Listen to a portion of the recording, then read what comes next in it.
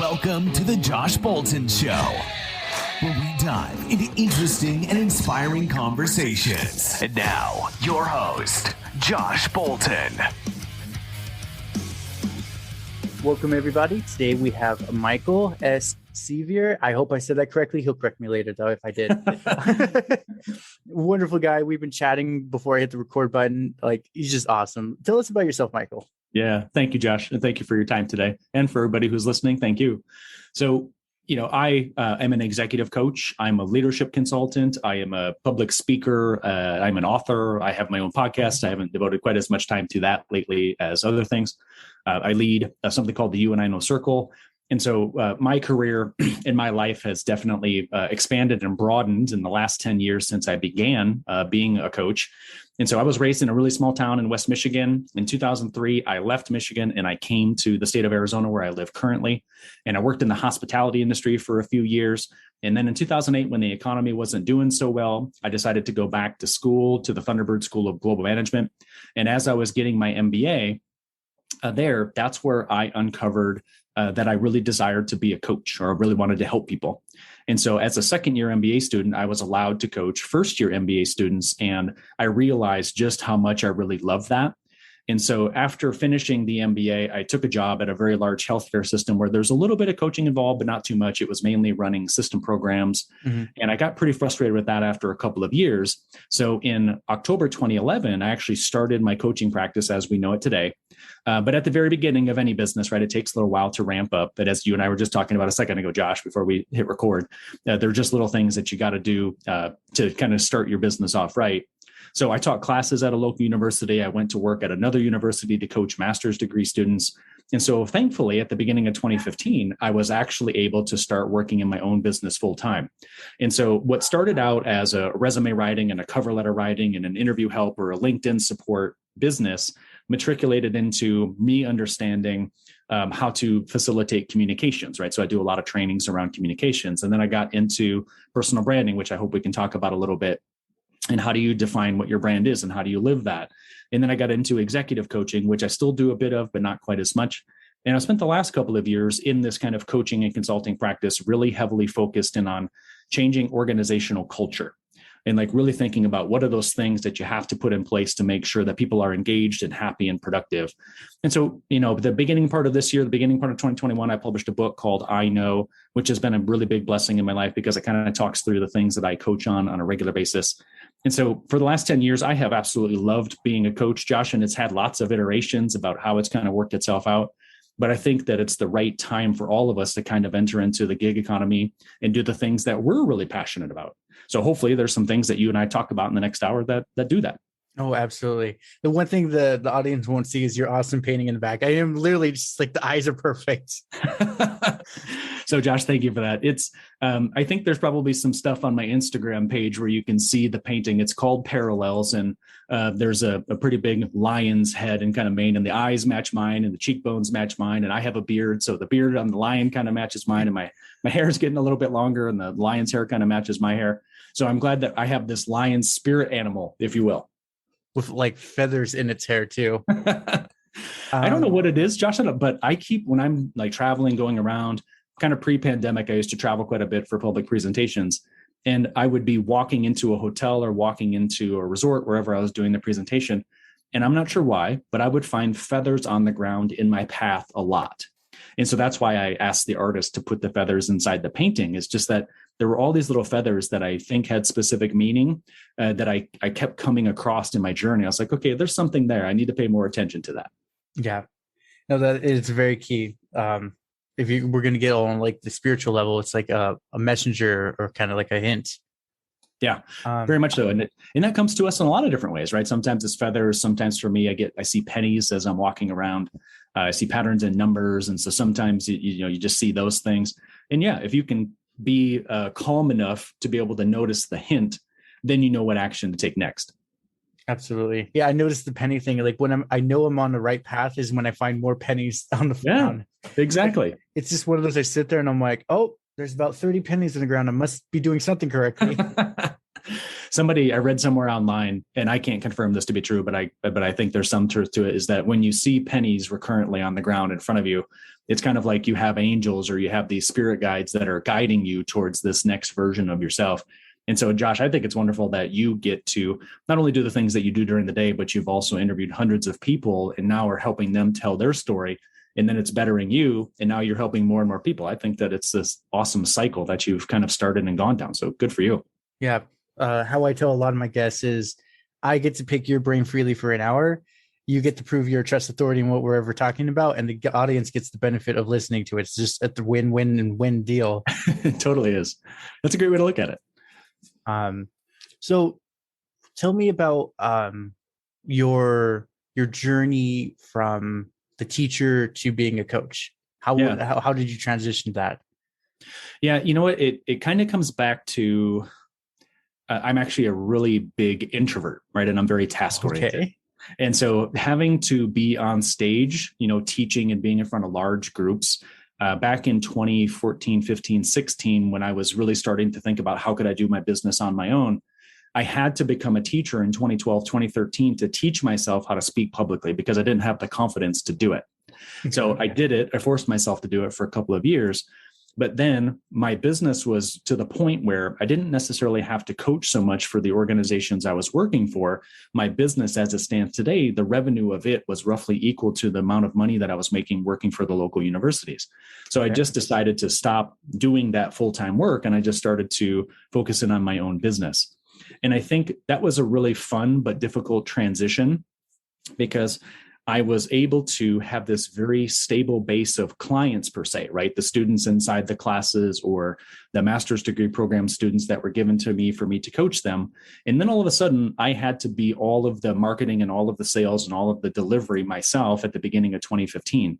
And so it was a really tough transition for me to make, but I'm also really glad that I challenged myself and did it because it really forced me to think about how do I distribute time day to day? How much time do I spend sales? How much time do I spend client service? How much time do I spend on the logistics behind the scenes? So I had to really put in place like an annual plan. And then I had to really stay focused in on working that plan every day to be able to get to the point that my business is where it is now, where, I have lots of contractors. I have a small team of people that support me, but it took time and really focused effort and overcoming my own fears to get to the point that I can coach lots of folks around the globe today. So what was the main fears for you that you were having when you were first starting it? Because I hear this a lot with entrepreneurs, but I'm like, it was you in the beginning. Like, why are you scared kind of thing? Because this one lady that was, go. Yeah. So the thing that was really hard for me is that being an introvert, being task oriented, I fear my work product being criticized. And so if I was pushing out a lot of ideas through my blog or through a social media post or through the presentations I was giving publicly or through the process that I was utilizing to coach someone, my brain was always in this place of this person doesn't like this person doesn't like my resources, my process, my ideas. And so my brain was constantly in a mode of negativity, right? Constantly thinking that they were judging or critiquing me. And so it took a while of me just putting myself out there and starting to get the good feedback back from the individuals in my sphere of influence for the good positive testimonials and recommendations and statements to help me believe that I was worthy of being able to deliver the service. So I had this fear. I forced myself to confront it. And then I waited for these really positive, words of praise and recognition to come back. And then I was able to convince myself that I was worthy of being able to do this without feeling the fear. Right. Yeah, that was my biggest one when I was just in general. It's like, oh, they're going to figure out I'm a fraud. I'm going to stumble and it's just all going to blow up in my face. Now that I'm like actually doing it, I've actually done multiple seminars with multiple entrepreneurs. They stumble. It didn't bother me. It was like, they're human. Shit happens kind of thing. Yeah, completely. And that's the perfect way to look at it. Is that we are all going to make mistakes. That's what it means to be human. And I'm just a huge fan of learning through the mistakes. And so I think that that's probably the best way that we can learn. Our society has been built upon this kind of idea of rote learning, which is to memorize something and regurgitate it back on a test. And I think that worked in the 1800s and 1900s, but it doesn't work in the 2000s. So now we're at the point of we need to learn experientially. And to your point, that comes from making the mistake, reflecting on it, doing it a second or a third time, but doing it differently in those times. And that's where your power comes from. Right. There's like a scientific method. It's like, okay, I did it wrong this way. If I alter it by a little, do I get the same results or even better? Yeah. Kind of thing. And then you iterate from there until you get to the point you're like, oh, wow, I did it that many times kind of thing. Yeah. Yeah. And it kind of wipes away the fear, but also the iteration process. I love that you said that because that's so important, is that I keep teaching folks that I'm helping that it's just about iteration, right? There's very many processes that the folks that I help have to use day to day inside of their corporate roles. But there's also, we can make little tweaks and adjustments if we just iterate one piece of the process. And it's inside that little iteration that gives us the chance to try to confront our fear, to learn something new. And then that gives us a good solid base on which to then teach others, right? And that's where the real power is. Make the mistake, learn from it, then teach others. So I'm curious, because I'm actually very introverted too. That's why we're behind the screen. Yeah. How did you get the confidence knowing most business is you got to go out, be very extroverted, guerrilla marketing, slamming the ground to get people's attention kind of thing. How did you go do with your tactics, approach your marketing and keeping on task? Yeah, it was really hard back in those days, especially 2014, 2015, 2016. And I was really consistent in that I set specific schedules throughout the week to be able to allow for, okay, I'm going to send out these 3 social media posts. I'm going to publish this one article inside my website or on LinkedIn, whatever the vehicle was. And instead of viewing it like I was going to have my work criticized, I convinced myself that I just had to complete the task. Right. And so that is like, okay, I've got these tasks that I need to complete, and my brain wanted to check things off a list. So I just created a task list, and I was able to convince myself this is just a task. This is important, right? In order to get this done or to feel accomplished or fulfilled. And then I was just in a series of synchronicities. I just happened to be in the right place at the right time. So when you confront your fear and when you're consistent in the delivery of a product or a service or your ideas, right, the universe will conspire to help you, whether it's putting feathers in your path or those pennies that follow in your path every now and again. But I just met the right people at the right time, and all of a sudden the right doors were opening. Yeah, that's exactly what I'm coming across as I'm doing things. It's like today, one of my coworkers were talking about like they want to do Grubhub because they're like, oh, they're paying, no, it was DoorDash. They're paying like a fortune to get people in, and they're all talking, and then one of them just like, hey, bro, you gonna do it too? And I'm like, no. And they're like, but that's so much money. I'm like, well, let's say you made $100, 45 of it just goes to the government. Then another 40 goes for gas. And we'll throw insurance just to be nice. So you only made $20. Right. Yeah. And they're like, and one guy in the back, he just randomly yells, oh yeah, he's the business guy that's soon going to be a millionaire. We probably should listen to him. And hopefully they did, because you're right. That's really what it's about. It's just, there are lots of fads and things that pop up in society that people want to chase after, thinking that it's the solution or it's the golden ticket. And in my experience, in 10 years of coaching and interacting with folks in coaching capacity, the fad is never the thing that results in long-term success. And so kudos to you, man, for seeing that and being able to stay committed to interviewing people on your podcast, absorbing the information, and then adjusting the services that you offer accordingly. Right. Yeah, that's the biggest one. Talking to guys like you, where it's like, I talk and I hear your story, but I realize, oh, that's that piece I've been missing this whole time because I like so-and-so introduced it to me. I feel like I'm kind of cheating because it's like, okay, I get to pick these great brains relatively for free. Normal people don't get to do this. Yeah, I think you're doing it the exact right way. And we're just in this really cool time in society where, we used to, for about 150 years, we used to place so much value on traditional university-based education. Yes. And with the advent of the World Wide Web and with the advent of globalization and technology, we don't need to pay for knowledge anymore necessarily, right? There's ways to attain it that is basically peer-to-peer or free. So I have an area of expertise. Josh has an area of expertise. The hundreds of guests that he's already had on his podcast have areas of expertise. So instead of going to the centralized hierarchy for knowledge where you have to pay $100,000, instead invest in those people close to you. And then all of a sudden you're going to share knowledge and create a really strong community. Oh, 100%. And the biggest one, like touching on your free or like relatively cheaper compared to any other means. I taught myself most of my business from listening to podcasts, like other podcasters that strictly are business. And at times it was extremely dry. And I'm like, why am I doing this? But it was worth it, wasn't it? Oh, it was. Yeah.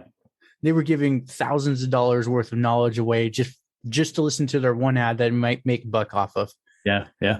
And so there's efficiencies and scale, right, in our society, right? That 20 years ago, the biggest corporations had access, were the only entities that had access to these types of distribution or this type of knowledge. But because of the decentralization of information, you and I can garner the world's information almost for free in our ears while we're out jogging, running, hanging out at our house, like whatever that is. And that allows for us to accomplish our goals much more rapidly. And so the pace of change in society is obviously much faster, but that allows for each of us to grow and develop in the time that we find appropriate, because not everybody wants to grow and develop at the same pace. But for folks like you and I, Josh, we want to get after it and really help people. And so we can. Oh, yeah. Yeah. I love teaching people, but it's one of those, how I work. I was like, oh, I could be a martial artist because I've done it for 14 years. I could teach martial arts. At 28, I have arthritis. I'm like, I don't want to do that anymore, kind of thing. But speaking of the growing development, I want to pick your brain. Okay. How do you go about teaching your clients about finding their personal brand? Their brand? Yeah. Yeah. So, this was for many years the core of what I did as a coach, right, when I was thinking about personal branding. And the way that I look at this is that I try to look at it very objectively, but also very subjectively. And what I mean by that is I ask the individual that's either reading my book or taking one of my online courses or participating in an event that I'm, leading or working with me one-to-one, is I think there are 5 tools, right? There are kind of 5 puzzle pieces, if you will, that help a person define his or her brand. And I'll explain the 3 steps, but let me first explain the 5 pieces, if you will. Okay. So the first is something called the DISC assessment. And there are lots of other assessments that are like that: Predictive Index, Emergenetics, Myers-Briggs. What they do is they give you your preferred communication style, right? It's basically how you perceive the world and how you interact with the world, how you communicate with the world.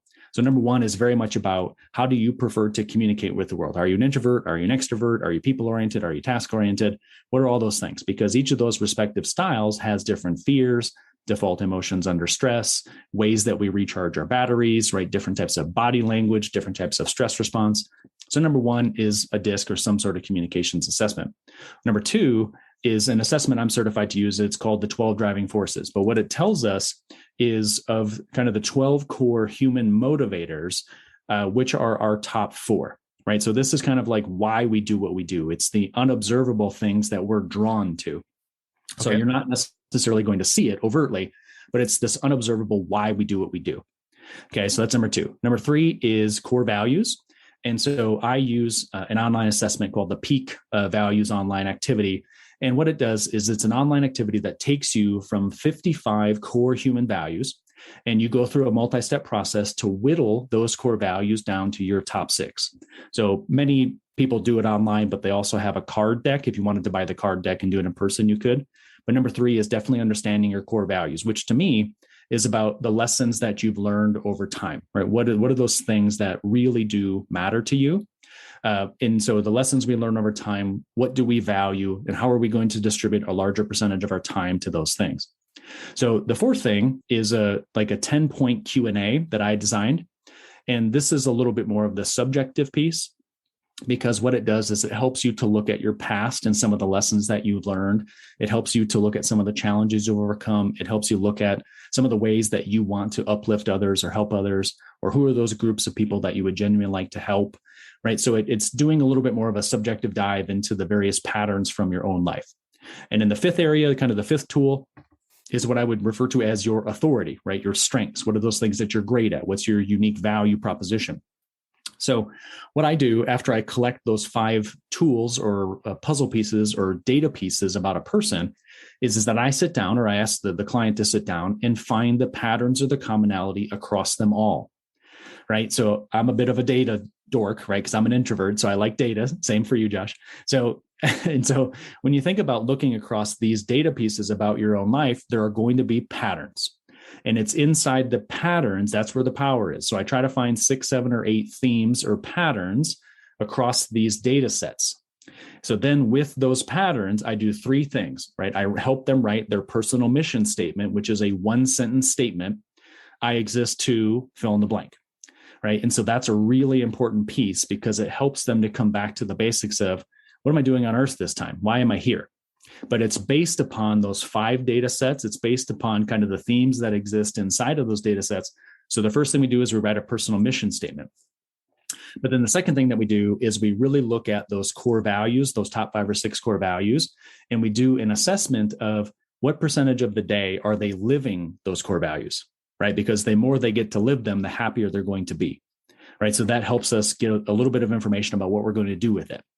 So that's number 2. Number 3 is I sometimes write this, but I also ask them to draft it, is to write a paragraph or 2 about really how unique they are in the marketplace, right? How do we mix those degrees that they've got, the certifications, the wins that they've had, the experiences they've had in the workplace, to draft a 1 or 2, possibly a 3 paragraph, like biography or unique value proposition, if you will, about that person. And then the last thing, depending on the person and what we're doing, I ask them to set up either 1, 2, or 3 year goals, right? So something that they can work to. So a personal brand to me is we have to start with the basics of what's your mission? What are your core values, right? What is the thing that really makes you different and unique in the marketplace? And then what are your goals? What do we need to strive to? So that's the core or the foundation. Now, the brand can then be any number of things, right? But really the trick to building a great personal brand is the consistent delivery of that message. Okay. So that's the hard part, right? Is that once you know that about yourself, then you have to think about what in your life are you going to adjust or change to actually live that brand. That's the tough part. Interesting. See, I'm loving this, and I literally have written down like all 5 of the different things you said, because I'm like, I actually had a guest on Saturday. His show should be on in like 2 weeks from our day we're recording. Right. And that was the big thing he was trying to help me with. He's like, what is it that makes you tick? Or in a good way, he's like, I don't want to see you angry, kind of thing. But I told him, like, I already know that. I want to help people. I want to serve. And obviously I need to make a profit to survive, kind of thing. But I'm not going to try to gouge everyone. And then I'm like, I have a teacher's mindset. But he's like, there's something. He uses an analogy of like a key. And he's like, that burr on a key, you put it in the lock, it goes in fine, you turn and it doesn't go. He's like, we need to find that one thing. And after he was talking, I sat there and I'm like, you know what it is? I know my personality type. I've taken it way too many times, and that's what my personality would do. Is I'm INTP. Okay. Yeah, I'm Myers-Briggs. Yeah. Mm-hmm. Well, I'm also the CD for disc. On disc. Yeah. It was just one of those. I realized, okay, my personality, no matter what, I'm going to take that many tests and never be just like happy about it. Yeah. So I got over that. Then it's like driving forces, and I'm like, I want to help people, those who are willing to learn, because you can help them, but they'll never learn, kind of thing. It's the teach them how to fish instead of giving them a fish, kind of thing. Yep. And then I think it's the core values itself, because the burr I noticed with that guy was like, I don't believe that I actually am me, kind of thing. Yeah. Yeah. And that's so, he and I are basically trying to get to the same result, right? We're just using slightly different processes to get there in some way, which is great, right? Because we're at a time in human history where I think all humans, or most all humans, are at the point of like, what am I doing here? Why am I on earth? What's my purpose? Right. Society's changing a lot. How can I fit into it in my own way? And so good for you, Josh, for knowing those things about yourself and like really diving down into it right now, and then sharing that message or that voice with others to give them the safety to do it too. Mm-hmm. Because for so long, people have been so unhappy, right? Gallup is this really large polling organization, but they also help people understand employee engagement within workplaces. And as of last month, only 36% of the American workforce actually liked their jobs. Right. Right. So 60+% of Americans who are working today do not like what they do. And it's because they don't get to live their personal brand every day, right? They don't get to live their mission or their core values or the things that motivate them. They don't get to do them every day. And so by you sharing your voice and your message, you're inspiring people to do more of that and live their brand more each day. I mean, it matters. Right. And that's where I kind of realized that was the thing afterwards when I was mulling and trying to go to sleep. I was like, oh, whether I like it or not, I just have to accept the kooky dorky self I am. I can't like force myself to wear the suit and tie all the time. Like, yes, I need to be professional. If I'm dealing with business people, I can't just be like, so aliens, what are your thoughts? Kind of thing. But it's like I need to accept that, yes, that is going to happen every so often. It might be in the middle of a meeting and I just accidentally crack a sci-fi joke and they're going to be like, just crickets. And I'd be like, oops, my sad. Let's go this way. And and kudos to you, man, for really thinking about this at a deeper level. My number one core value is authenticity. Mm-hmm. And so that was one of the major reasons why I ended up leaving those corporate roles, was that I realized that although I was doing well financially and I had influence or authority inside of those businesses, I was really not happy because I wasn't allowed to be authentically me. Right. And so I like to, like you and I started our discussion talking a bit about spirituality and about feathers and about those pennies. Like that is really who I am at my core, because I value authenticity. I value personal growth. I value spirituality. But in some corporate settings, you're not allowed to talk about those things, or it's not apropos to do that. And so by being able to find a balance between really authentically expressing yourself, do you need to tailor and adjust a little bit depending on your audience? Yes, of course.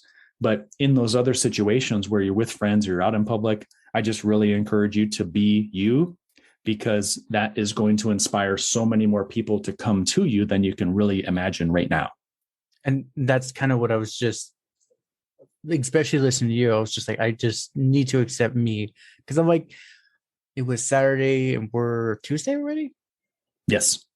So like Sunday, I was telling myself, oh, I just have to accept myself for me. I was listening to motivational tapes and all that. And I'm like, oh no, I still don't. And that's where like, now I'm like, okay, this is what I have to do.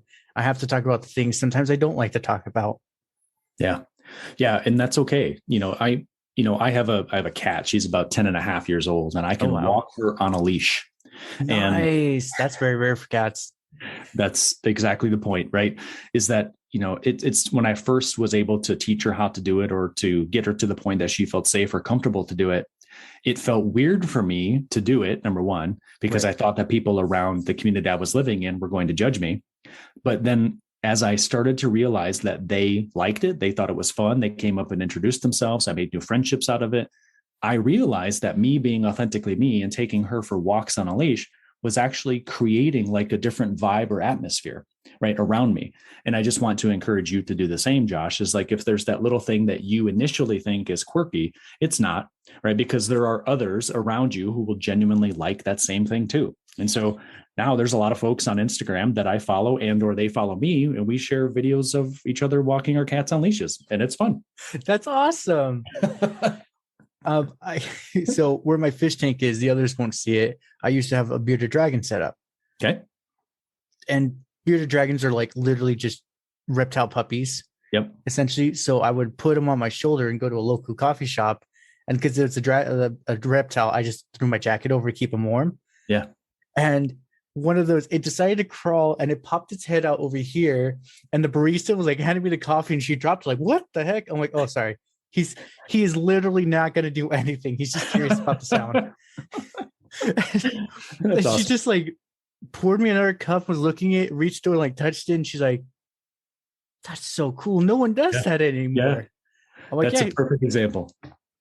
It was just one of those, I'm like, yeah, he was just looking a little bored. I grabbed him, threw him on my shoulder, put on a jacket, and kept going.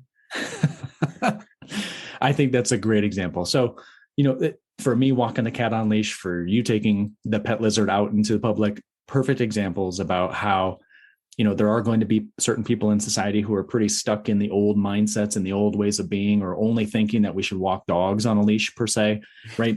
But we're now in the place where we've seen a lot of different ways of like people choosing different types of emotional support animals that they're allowed to take onto airplanes or similar. And so because there's so much diversity in these things these days, there is always going to be a person who likes or enjoys a very similar thing to you. And that's why when we share these things really authentically and openly, we invite those people into our community, and it creates like this it's like a rising tide lifts all boats. All of a sudden, more people are happier, engaged being around us, And then more people want to be near us. And I just encourage you to keep doing that for yourself. And I will. I am. That's actually one of those. One of my coworkers. He just. They're all very quiet. Actually, most of them are extroverts, but when they're at work, they like have to kill their own soul just to get by. And one of them actually pulled me aside and was just like, "Hey, I just want to tell you, I'm genuinely grateful that when you were here, like we actually all are, but no one's gonna actually say it because you bring us hope." And I was just like, I'm just being me. I'm like, I'm really blunt, kind of rude. I'm just being me. Yeah. And they're like, no, because you're not afraid. Like a lot of us are scared to actually show ourselves. I'm like, oh, I've gotten burned so many times. I'm at the point like, you gonna do it again? Really? All right, go for it. I don't care. Yeah.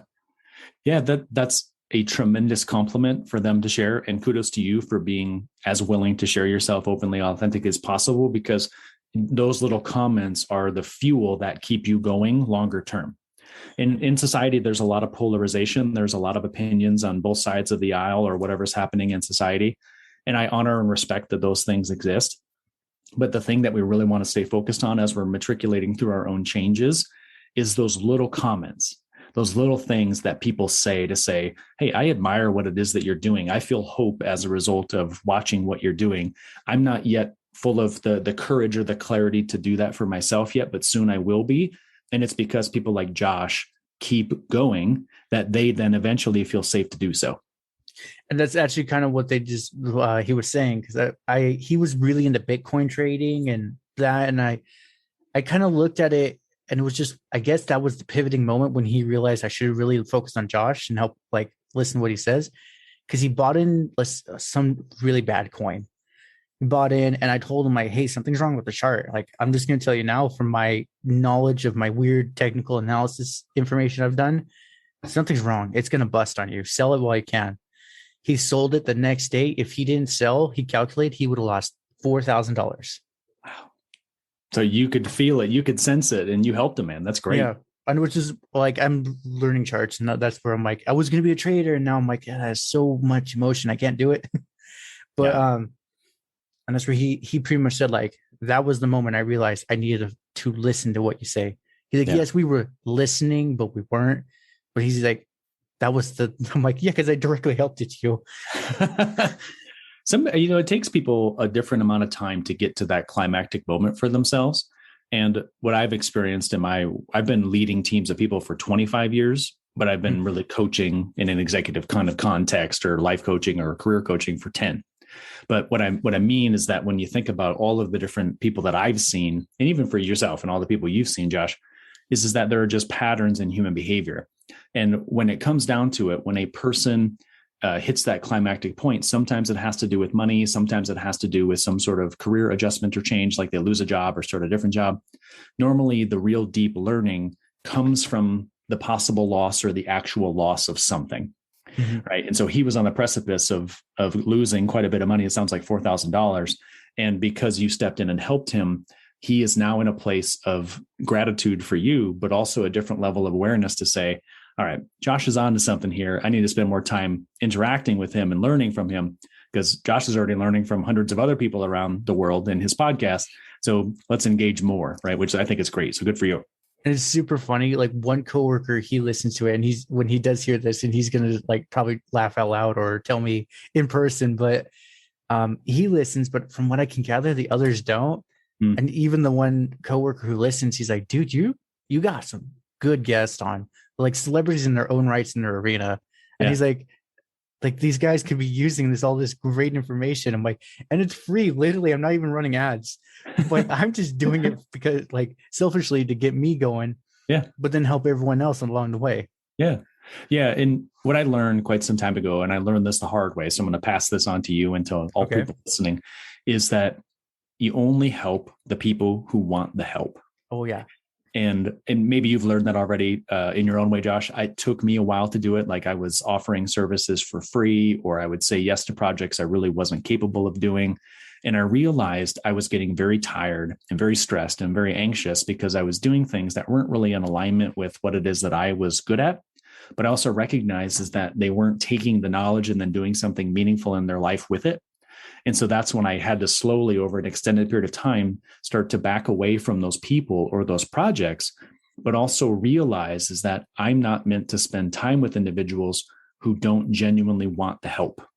And so that could be that I don't really help a lot of people unless they seek out my advice, or I don't help people who don't pay to become a client of mine in some way. But to just try to continue to help someone who doesn't want the help, that's just going to create more anxiety in me, or possibly in you or those folks around you. So if they want the help, help them. If not, focus on the others that do. And it's one of those, it could be really simple. It's like, if you want to learn, but you don't have the money, it's like, buy me a lunch and a coffee and we're good to go, kind of thing. Great example. Because one of my, so actually I did learn the whole teaching when they want to learn. When I was doing my martial arts and still doing, but night shift is kind of hard for me. This one kid, I will always remember it. He came in, would not listen to anything I say. I'd be like, hey, let's do a front punch kind of thing. And I was like, okay. There was one class, literally, I just told the parents, I'm just billing you. I'm going to sit on my phone in the corner until he listens to me. Boy, did the parents put him straight. They're like, we paid him $75 for one lesson. You did nothing. Right. I'm like, you just pretty much paid me to like just look at Instagram today. I'm like, I don't want to do this, but I need him to learn. Yeah, that's important, right? Is that sometimes the lessons we learn come to us in hard ways, like they did for this client of yours, right? In that way. So it's hard, but it's also a really important learning to have. And once you have that, then you think about the management of your time so differently. Mm-hmm. And that's, I think, the thing that we can all kind of agree on as society goes through its transitions and its awakening is that we all have so many places we can distribute our time. We should only really be thinking about distributing our time into the things that are really aligned with our personal brands or personal missions, or with our core values, or with the things that genuinely uplift us. But if we're spending time doing things outside of those, we're not going to be as happy. We're going to be disengaged. And so I think we get to a place of more happiness and more joy if we can really understand ourselves through our personal brand, through those 5 steps I mentioned earlier, but then also to find a way to live them day to day. Oh yeah. That's the second step that you mentioned on top of the 5. That is the part. A lot of people are like, oh, I want to play video games for a living. I'm like, great. So you could do Twitch, you could do YouTube. What is your unique proposition? Why would I watch you, kind of thing? Right. Are you funny? Yep. Do you do something fast? And they're like, well, no, I'm neither. I'm like, are you just that one guy that literally could break the game by just entering the game? And they're like, yes. I'm like, okay, I'd actually watch that. I'm like, it's like, what did Michael get himself into now? Yeah, those are fun, right? And I think we in society, we get to see so many people who are great at what they do, and we really like to have unique experiences. And so by seeing individuals who are great at what they do, it's a unique experience because we get to engage our 5 senses. We have more emotions connected to it. We genuinely remember it more. We learn something from it. And so I just think that we're in this really cool time in society. There's so much money in the ecosystem. There's so many different opportunities. Oh yeah. And we really love to be able to have really unique experiences that are memorable, right? 50 years ago, success was being able to have some sort of material wealth or material thing. But, folks from, the millennials and the Gen Zs, they don't really care about the material wealth, right? They just want really cool memories and experiences. So as society goes through these transitions and changes, the more unique you are, the more you stand out, or the more people want to spend time with you. Yes. And that's the biggest one I've picked up on. So yeah, I've finished my journey. Well, finished one door. You have to open the other one. Right. I need to accept myself for me. Yeah, good for you. You will. And so I am curious. I actually have to pull up my notes again. So it was the your relationship building habits and meaning for happiness. Sorry. Yeah. I'm reading it out loud of like 8 relationship building habits, etc. What is your steps for building a relationship with, I don't know, your insert whatever business partner kind of thing, your tips and tricks? Yeah. You know what? I think as we think about understanding what our personal brand or missions are, we know our mission, we know our core values, we know what makes us different and unique in the marketplace.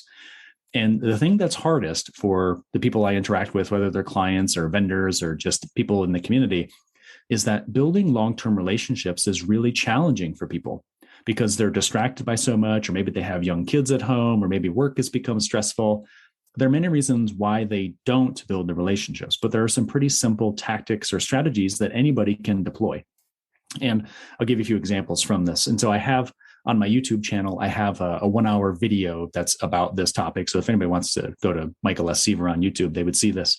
But a few things to just kind of point out is when we think about building relationships, one of the fastest ways to build a relationship or to deepen the engagement, what we just talked about a second ago, Josh, is the idea of communication styles. So if you know what your DISC or Myers-Briggs preference is, a great way to deepen a relationship is to tailor your communication style to the style of the other person, because then it's landing with them in a way that they can really hear and absorb. So that's a big one. Now, we've been talking quite a bit about authenticity already. So a second way that we can think about relationship building is to really authentically share your story, because the human species is designed to think about the world through mythology or through story. So when you openly share your story, people are like, okay, how can I see myself in him or her, or what do I have in common with him or her? Right. That's a big one. Yeah. And another thing that I've seen that works really well is when you lead with one little point of vulnerability. And I've already done this already in our time today. I told you that I walk my cat on a leash, which not a lot of people do. So I thought that was strong though. And it is that I have the courage to share it. But for some people that do something unique in their life, they think it to be quite vulnerable. So that they would share something of themselves that they wouldn't necessarily feel safe to share. So if somebody wants to build a relationship, they can share something of themselves vulnerably that they don't know if somebody is going to react positively or negatively to it. It matters. So another strategy would be to become great at asking questions. Like, humans really love to be able to talk about themselves. So if you want to build a relationship, just kind of get down into the right how, what, and why questions. Mm-hmm. And so if you ask those repeatedly of a person, they're going to start to like you more. Another one is this idea of something called an uncommon commonality. So if you would like to deepen a relationship with a person, find those things that you have in common. And I think we can say, okay, we live in the same city or state, or we're all in America, or, you know, whatever those commonalities that we have with somebody. But the thing that actually deepens a relationship faster is to find something that's uncommon. Right. So you had traveled to a such and such a place on the other side of the world, or you had such and such experience that very few people have, right? Or you met such and such celebrity or athlete that very few people have met. So the more uncommon it is, the more you feel emotionally connected to a person. Mm-hmm. And I'll mention one more here. And this came from Robert Cialdini in his book called Influence. And it's something called the law of consistency. And this is the thing that I see people quite regularly struggling with the most, is that when you want to build a relationship, the thing that matters more than anything else is consistency, right? Reaching out to them regularly, having conversations with them regularly, checking in on them through text message or through email or through phone call regularly. So if you really want to get to that point of really having deep, meaningful relationships that you get a lot of energy from, any of these strategies will work. But the trigger and the real key is staying committed and consistent to it for a long period of time. Oh yeah, no, that is the one thing. It's like an old adage. Everyone says it that's in business, but they don't fully explain it. It's the consistency, persistence, and patience. And it's like, yeah, 3 words. It's like, no, there's a complex meaning to it. Yeah. That's just the 3-word summary of it. Yeah, good for you. And you're right. That's the things, is that our society wants to relay really complex topics in really, really simple ways. But the truth is that we learn when we actually have an opportunity to dive into the complexity, or to learn experientially and to really feel those things. Mm-hmm. And so I just encourage everybody listening is that, you know, pick the 1 or 2 things that you really want to work on and develop over the next month or 2, and stay focused on those, right? Don't get distracted by the outside world and all the stuff that's happening through the media. Stay focused really in on what it is that you desire to do.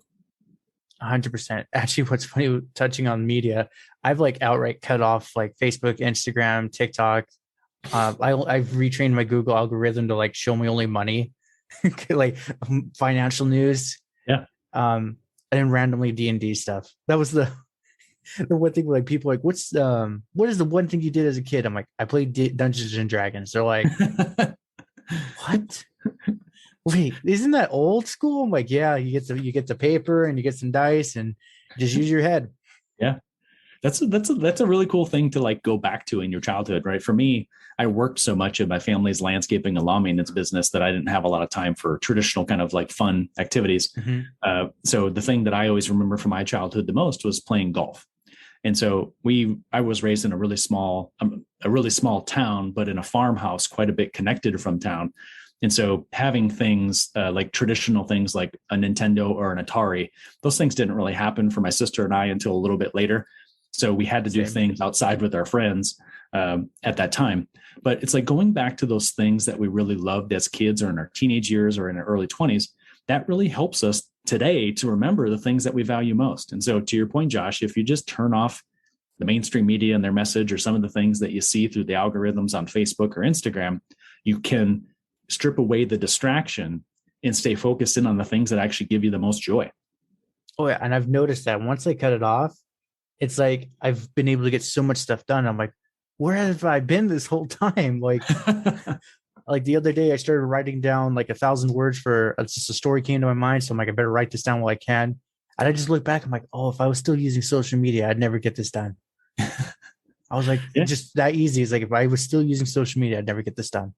Yeah. Yeah. Good for you for recognizing that, because not many people do, right? It's easy to get roped into social media because it doesn't require physical activity. Most of the content that's coming to you is interesting to you because of the algorithms. So it's easy to be psychologically duped into wanting to pay attention to it. But once you realize that it's pulling you away from the things that matter most to you, that's when you realize, all right, it's time to turn this off. It's time to do something else that I genuinely care about. And also for me, like I have an older phone, but it's still functioning. I realized when I have like Instagram, because there were some people like guests I would follow up for a week or two, just DM them. I realized my phone got really slow, and I'm like, what? So that's where like I uninstalled Instagram and Snapchat. My phone instantly picked up. I'm like, it's literally constantly feeding the servers my data. Yep. I was like, it's literally killing my own phone. Yep. Yeah, that's so true. And people don't take the time to read the kind of the contract that exists between you when you sign up for an account and through Facebook, Instagram, or even things like LinkedIn. Right. Because they pay attention to the things that you say, they pay attention to the things that you click on and like, and all of that information is ported back to a central database and that they use for furtherance of their agendas, right? Whatever those are.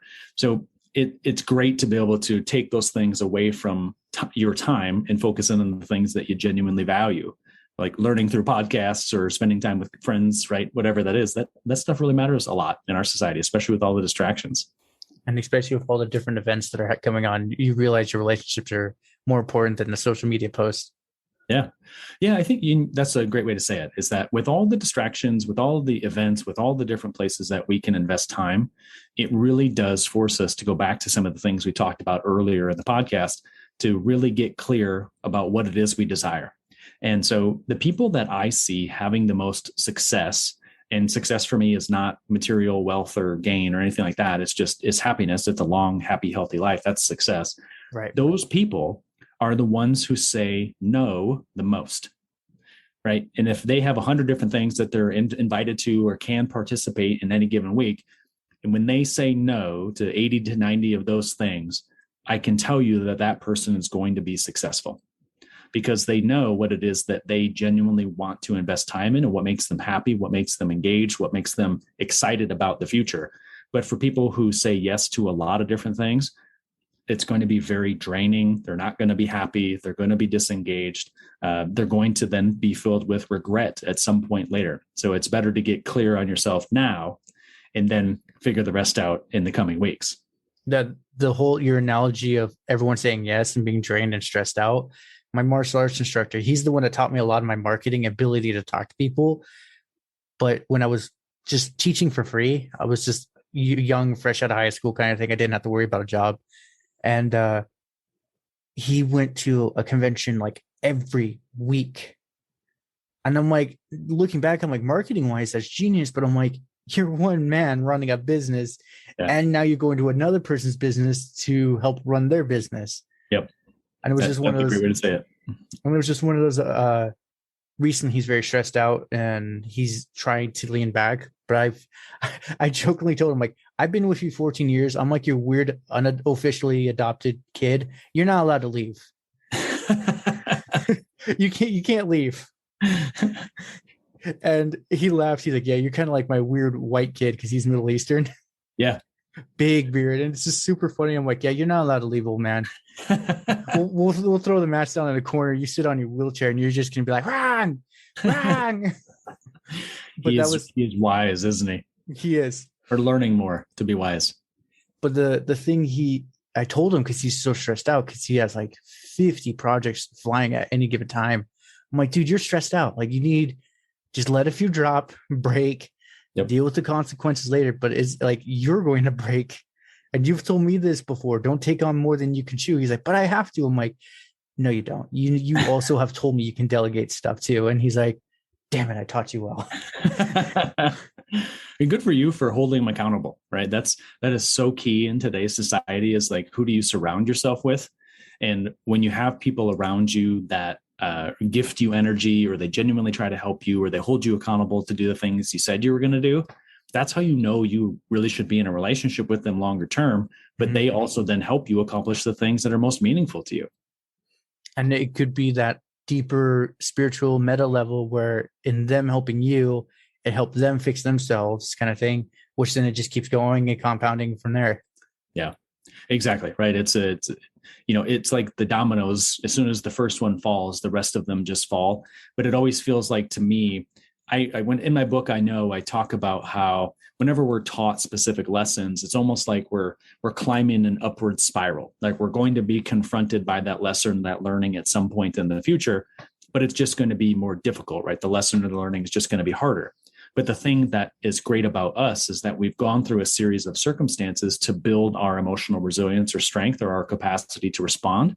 Right. And so now all of a sudden, what used to be really scary to us 3 or 4 years ago, we're now being confronted by that same situation, and it's not problematic. It's easy. It's simple.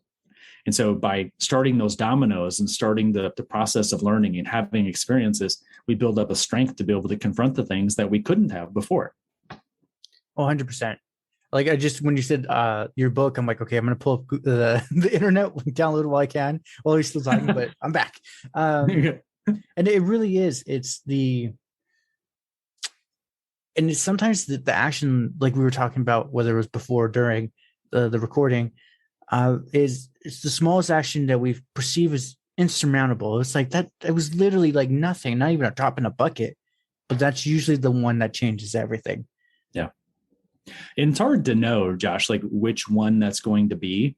And that's why we just have to be consistent day in and day out doing the things we're passionate about. If it's talking to folks on a podcast, if it's for me putting out social media posts and content, like whatever that might be, as long as we're consistent in the delivery of it, the right situations, the right things are going to come back to us. And that's where I think most people struggle, is that they don't see some sort of expected result right away. So they give up and they quit. And that just doesn't work, especially in today's society. We have to stay committed for months and months on end. And then the blessings flow after the months of commitment. Oh, it does. And it's one of those, like, you can see with the fish, there's right here, I was trying to grow milkweed and I was very consistent with that light, but I forgot for like a week and I killed everything. And it was just that was one of those lessons. I'm like, I mean, it was like a $1 to get all the seeds, but I'm like, oh man, like I let myself down, kind of thing. Yeah, I let the plants down too, but it was that was the one where now I'm like, okay, whether I like it or not, I make my bed, I turn the light on, feed the fish. I already got 3 wins right there in the day. Nothing can stop me. That's a great way to look at it. It's like last fall, I planted some shrubs in my partner Tiffany and her and I backyard. Mm-hmm. And this past summer, I live in Phoenix, Arizona, and okay. the summer was quite hot. So those plants, even though I put some shade up and stuff around them, they still didn't make it. And so just this past weekend, I replaced them. So now I'm giving them lots of extra love and care because I don't want to have to replace them again. And so I've learned that same lesson recently as you, Josh. It's like you have to stay on top of those things, little bits of water, the right lighting, the right heat or cold exposure, whatever. Those things matter. But if we're committed to it and we start our day with those wins, all of a sudden the world's our oyster. Oh, yeah. And I was listening to like a Navy SEAL talk about how help change the world kind of thing. And he said, it's actually really easy. And he's like, we'll give you 5 steps, but the first is the key. And I'm like, okay, I'm listening with like bated breath. I'm like, he said, make your bed. And I'm like, what? How does that help anything? But then when he explained that it's a win, once you have a win, your psychology, you want to get another one. Yeah. And then you get another one. And then you're going to get more done than you ever thought you're going to get done in a day. And he's like, and if the day goes to hell, you still come home to your win and fall asleep in it. Yeah. I love that. I'm like, oh, hey, I like that perspective. Yeah. That is such a great way to look at it. It's that and I guess I've tried to teach people this through the different seminars and webinars and public presentations that I've given, is that the human mind wants to perceive like really big wins. I've finished this certificate. I finished this degree. I picked up this big client, like whatever that thing is. But the reality is that it's not the size of the win that matters. It's the consistency of the wins happening throughout your day or your week that matters. And so you just did a great job of explaining that.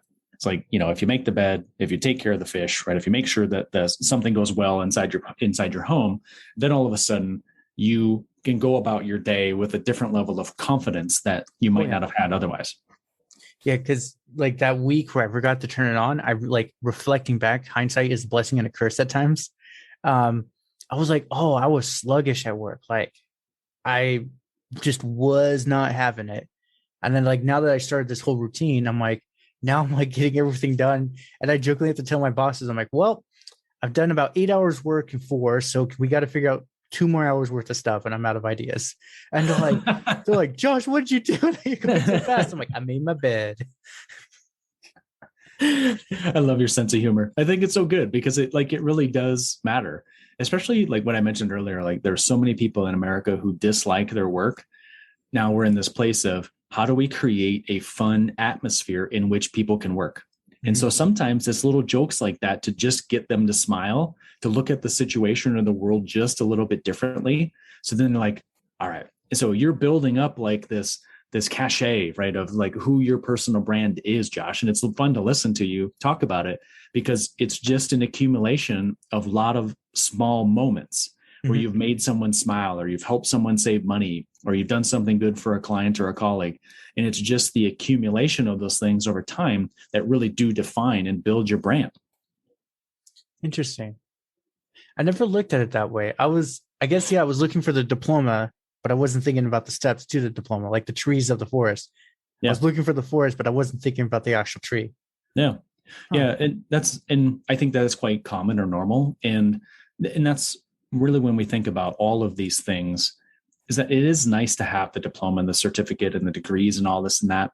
But I tell clients that, if we were to stay in our relationship in like a formal coaching relationship for an extended period of time, the way that I would know that they were living their personal brand is if I randomly talked to someone in their network and I asked them to describe my client. And if the chosen words that came out of that person's mouth were the exact same words that were inside their mission statement, their core values, their unique value proposition, that's how I would know that they were living their personal brand. So that's true. So it's nice to be able to have some of those big things like degrees and certificates, and those are part of the puzzle in the process. But the thing that really solidifies a brand is the emotion that you leave with the people around you, right? If they perceive you to be something, but that comes through little daily dialogue. It comes through little text messages or social media posts. That's where it comes from. So we just want to keep recreating that feeling in those people's around us. And that's where the real success is. It really is. And it's like the whole thing. It's just consistency and all the rest will follow. Yeah, totally agree. Absolutely love it. I want to get you on in the future for sure. I'd be glad to. I really had fun today. So thanks, Josh, for letting me come in and hang out. I just got 2 going out questions. Then we send everyone to your website. Okay.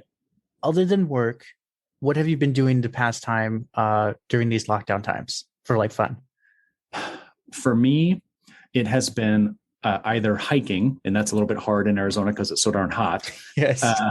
But hiking is a good place for me to kind of release and get away. But number 2 is golf. And so when we mentioned earlier inside the podcast that when I was younger, I played a lot of golf. And so what I realized in these times, right, because I can't travel, I can't do some of the things that I'm accustomed to, being in nature, hiking, playing golf has helped me come back to the basics and find happiness at a level that I wasn't expecting. So I really love doing those 2 things. So I try to make time for that every week. That's awesome. It is. Yeah. For me, it's hiking, and I like camping. That's what my grandfather used to do with me all the time. We Yeah. were old school. We'd have like the little pads. Not even that. Sometimes it'd just be like a blanket you throw on the floor and just hope the sharp rocks don't get you all night. But so the second question is, in a basics, was someone aspiring to be like you, a successful businessman, happy, great life, great wife. I'm assuming. Sorry. Yeah. You're good. And what are some tips, tricks, or advice you'd recommend to them? So when we come back to a lot of things that we've talked today, kind of Right. about, Josh, is like, I really want people, when they think about what happiness is to them, or what joy is to them, or what it means to be a fulfilled person, it really does come back to making sure that they're making time to understand their own personal mission, their own core values, and then changing their habits and changing their weekly routines to be able to spend a disproportionate amount of time living those things, right? Like really living them, because that's where the big joy and the happiness is going to come from. And when I look back at my life's toughest moments, because I've certainly had quite a few, is I realized that I was unhappy, or I was going through tough situations because I wasn't living my mission. I wasn't living my core values. And so really what it comes down to is get really clear on your mission, your core values, what makes you different in the marketplace. Be great at those habits and those routines and those rituals week to week to week to allow you to stay focused on those things. And probably the third thing I'll reference, this kind of third tip, is we have to make time for ourselves. And so for me, every morning I wake up and I immediately spend 20 minutes in meditation. Each week there's the hike, there's the round of golf where there's nobody else around. It's just me, making sure that I'm eating the right foods that are really appropriate for me. On the first of the month, I have a 3-hour time block where I go back and look at my journal and I spend time in reflection and I think about what went well or what didn't go well the previous month. And that helps me to plan for the next month. And so I just really want everybody that's listening to just slow down, right? Just really slow down, because society is going through this really big transformation right now.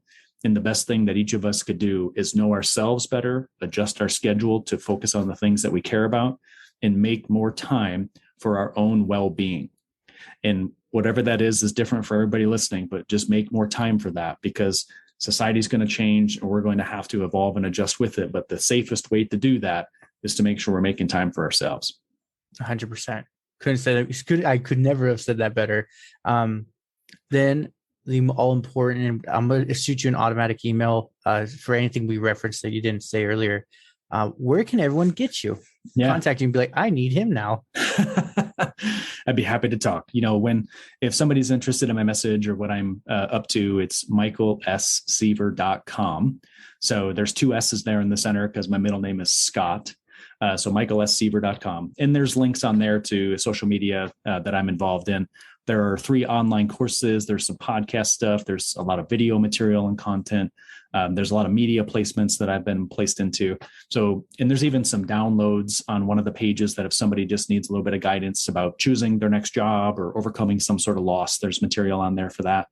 And so it's kind of a hub or a central location that people can learn about me and what I'm up to. But michaelsseaver.com is that hub.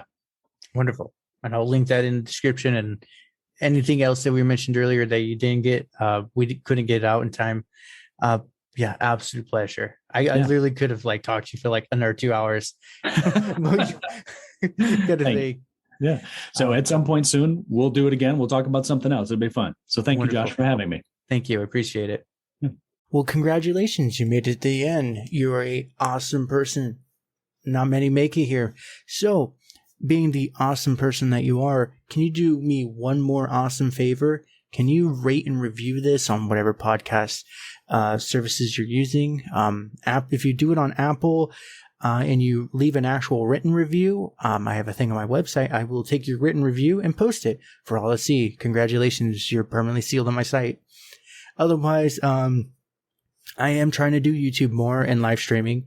I will try to put as many of the YouTube links in the description of the show as I can. So give your boy some extra help over on YouTube. Watch my videos. I just mute it and change the channel. change the window or something. But yeah, that's it. Thank you for being awesome, and see you next time.